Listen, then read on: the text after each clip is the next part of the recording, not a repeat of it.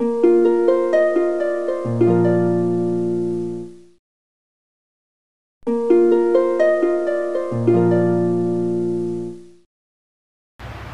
नम्रता आहे तितकी मान्यता. देवाचं वचन सांगतं आधी नम्रता मग मान्यता. जर सेवक होण्यासाठी, जर त्याचा शिष्य होण्यासाठी त्याने मला मान्य करावं असं वाटत असेल तर नम्रता धारण करणं गरजेचं आहे. त्याच्याशिवाय काय तो मान्यता देत नाही. प्रियांनो, मनुष्याचा पुत्र प्रभू येशू ख्रिस्ताबद्दल बोलतील.